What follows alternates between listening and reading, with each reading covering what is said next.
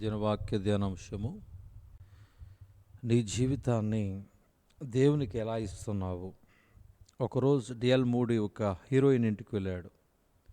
అప్పుడు ఆ హీరోయిన్ గొప్ప దైవజనులు తన ఇంటికి వచ్చారని ఎంతో సంతోషించి ఆయన లోపలికి ఆహ్వానించి ఒక కప్పులో కాఫీ తీసుకుని వచ్చింది.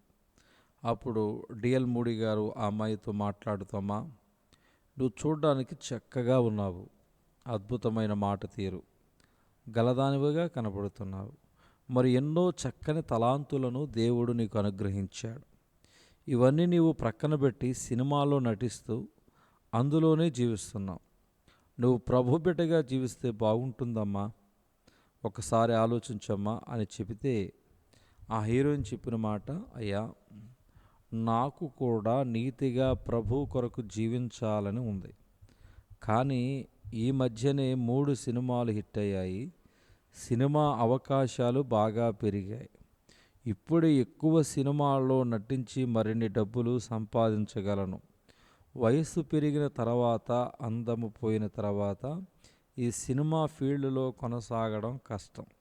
అప్పుడు ఖచ్చితంగా వచ్చి దేవుని బిడ్డగా మారిపోయి దేవునికి సాక్షిగా జీవిస్తాను అని బదులిచ్చింది.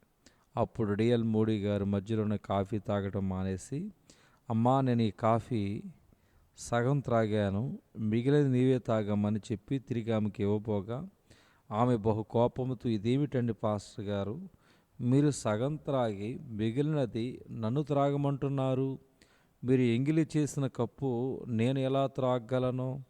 ఇదేనా మీరు నేర్చుకున్న మర్యాద, గౌరవము? ఇదేనా మీరు నేర్పిస్తున్న ఆత్మీయత? అయ్యో, ఎదురుగా ఉన్న దైవజనుడు గొప్పవారని గ్రహించకుండా ఆ హీరోయిన్ తన ఆవేశమంతా వెలగక్కేసింది. మౌనంగా మాటలన్నీ వింటున్నది.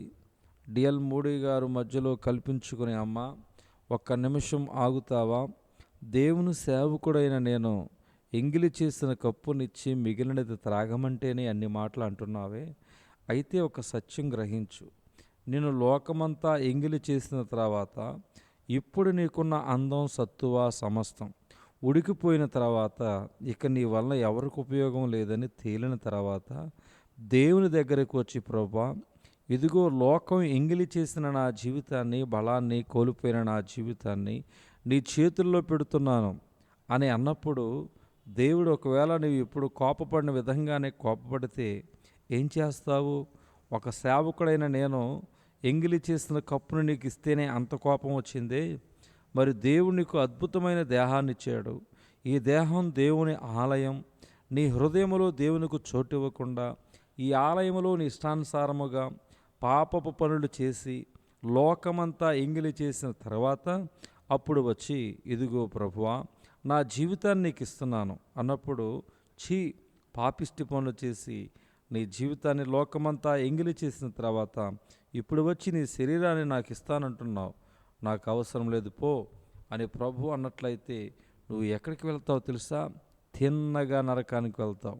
జీవం లేని కప్పును ఎంగిలి చేస్తేనే నీకు అంత కోపం వచ్చిందే, జీవం ఉన్న నీవు ఎంగిలి అయిన తర్వాత దేవునికి సమర్పించుకుంటానంటే ఆయనకి ఎంత కోపం రావాలో ఒక్కసారి ఆలోచించు అని అనగానే ఆ మాటలు ఆ హీరోయిన్ హృదయంలో బల్లెపు పోటులా దిగాయి. ఆమె ఒక్కసారిగా తన మోకాళ్ళ మీద పడి, దేవుడు నాకు ఇచ్చిన ఈ జీవితాన్ని లోకానికి అమ్ముకోను, నా కోసము ప్రాణం పెట్టిన దేవుని కొరకే ఇక నుంచి జీవిస్తాను అని తన పాతారోత జీవితాన్ని విడిచిపెట్టి దేవునికి తన జీవితాన్ని అంకితం చేసింది. సహోదరి, సహోదరుడా గమనించు, నీ యవ్వన శరీరాన్ని, నీ జీవితాన్ని నీకు దేవుడు అనుగ్రహించిన తలాంతులను లోకానికి, సైతానుకు అమ్ముకుని ఆ పాపములోనే జీవిస్తూ నీ జీవితాన్ని నాశనము చేసుకుని ఆఖరికి నీ వలన ఎవరికి ఉపయోగం లేదని తెలిసిన తర్వాత, నేను కన్నా తల్లిదండ్రులే నిన్ను చీ అన్న తర్వాత, నీ వయసు అయిపోయిన తర్వాత, నీలో ఉన్న బలం, సత్తువ ఉడిగిన ఎంగిలైపోయిన తర్వాత దేవుని యొద్దకు వచ్చి, ప్రభువా నేను నీకు ఏమైనా ఉపయోగపడతానా అని అప్పుడు దేవుని ప్రాధేయపడడం కంటే, ఇప్పుడే నీ యవ్వన ప్రాయంలోనే నీలో బలం ఉన్నప్పుడే, నేను లోకం ఎంగిలి చేయకముందే, నీ భవిష్యత్తును సైతాను నాశనం చేయకముందే, లోకమాలిన్యం నిన్ను అంటకముందే నీ జీవితాన్ని ప్రభుకు అప్పగిస్తే ఎంత బాగుంటుందో ఒకసారి ఆలోచించు. ఈరోజే ప్రార్థించు, నీ జీవితాన్ని దేవునికి అప్పగించు. యేసేపు యవ్వనములోనే దేవుని కలిగి జీవించాడు. ఆదికాండం 39వ అధ్యాయం 1-3 వచనాలు.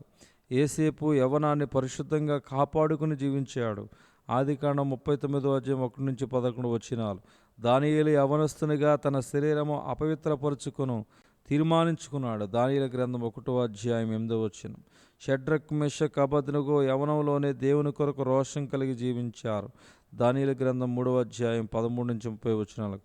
యవనస్తునిగానే పౌలు తన జీవితాన్ని ప్రభుకు అప్పగించి గొప్ప సేవ చేసెను. అపోస్తల కార్యం 7వ అధ్యాయం 58వ వచనం, 9వ అధ్యాయం 1-15 వరకు మనం చూడగలుగుతున్నాం. దేవుడి తన వాక్య ధ్యానం దేవుడు దీవించునుగాక. ఆమేన్.